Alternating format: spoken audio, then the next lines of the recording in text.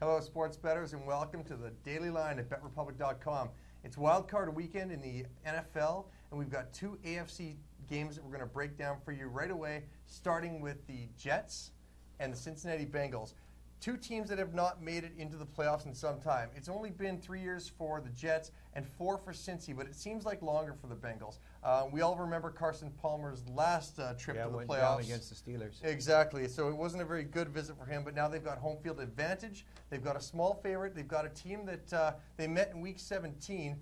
Results weren't exactly the way Cincinnati was looking for, but they were resting players. They were trying to get healthy for this game. How do you see this game shaping up? Well, line is 2.5 or 2 points, Jarvis.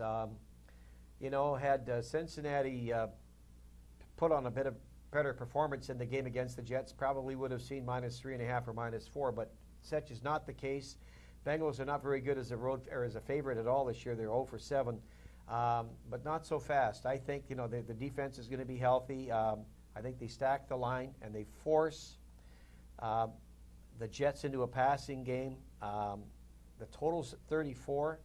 And this spot, 20 times out of 26, the game is played under the total, which is phenomenal. And when the over-under, so there's been 20 unders and 6 overs in 26 situations that's in this pretty game. good. And that's a playoff system. Right. And we touched on that in one of the previous shows. Also, if the over-under is 38 points or less than 38, which it is at 34, 5 out of 5 games have played under the total. So we've got a nice low total here, 34. This line opened around 34.5 at some books, was bet down a little bit. The weather is a little rough in Cincinnati early in the week, but it's supposed to be a clear, cool day for Sunday.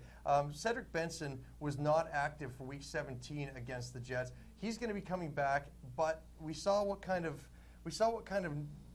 transgression Benson had throughout the season. He was running strong early in the year against teams like Chicago and Baltimore, who were both ranked in the top 5 for rushing defense at the time.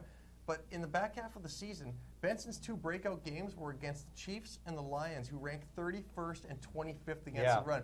If Benson's not working for Cincinnati, that means Carson Palmer is going to have work quick, and he's going to have to go to his passing game. He did not have much of a deep passing game this year. We obviously know he lost Henry, but he has had trouble connecting on short, intermediate routes. Yeah. If Palmer can't get the passing game going and have an offense, I think against this #1 Jets defense, it's going to be trouble. I agree, although I would rather play with a veteran quarterback at home than a rookie quarterback on the road. I think, it's a low-scoring game, Jarvis. I lean to the home team, but I like the under as well. Well, I like the under because you've got Schottenheimer and you've got Ryan. You've also got Sanchez, and they all know how they will lose this game, and that's by opening up the gates for Sanchez, let him go. So I like the under 34 in this game. I've got 1 unit played on that. Let's look at the other AFC matchup. Okay. Baltimore is traveling up to New England. New England has dominated teams at home in the playoffs for decades now. It's been a tough spot to go into and play. Baltimore's got Flacco. He's only a second-year quarterback. They're going into a New England team who's got Brady back this year, but they've suffered a major injury when Wes Welker went down in Week 17 against Houston. How do you see this game shaping up? Well, Welker obviously is a huge loss, but, if you follow the Patriots, when it comes to third down, Jarvis, who do they go to a lot? Falk. As a matter of fact, they went to him in that 4th down gamble in that Colts game when he came up a bit short. I look for a heavy dose of Watson, a ground game. You've got a home team there, 8-0 at home, straight up. 7 of those 8 wins were by a field goal or greater. A better coach, a better quarterback. A lot of experience there with Brady and Belichick. New England finds ways to win. The other thing there, too, Jarvis, is Baltimore, 3rd week in a row on the road. At Pittsburgh 2 weeks ago, last week all the way out to Oakland. Had to win that game to get in. And now to New England. Not an easy place to play. I like New England here. The line is 3. And as a matter of fact, there is a playoff system going back to the mid-1970s. That's 80% playoff system. 16-4 against the spread with 1 push by backing New England -3 points. You've got 3 points, -120, a lot of places here. Julian Edelman is coming in. He's going to play the slot receiver for Wes Welker, who's out. Brady's an expert. They might not have a lot of chemistry going yet between the two of them, but he's going to find a way to make it work. We saw what Peyton Manning could do with a couple of receivers that came in this year. There were relative unknowns when the season started. Brady has got those same kind of capabilities. So Greg Dempson likes the New England -3. Yeah, and one more thing, too, Jarvis, on that game. Baltimore is a far more penalized team than New England, and you heard it here, watch out for the Brady rule.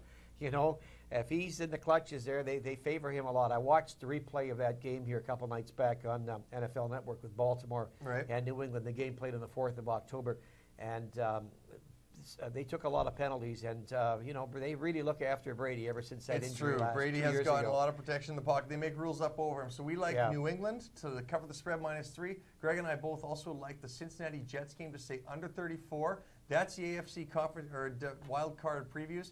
Come join us at BetRepublic.com, where there's write-ups, there's stadiums, there's bets and best bets from all the handicappers. We'll see you at the site.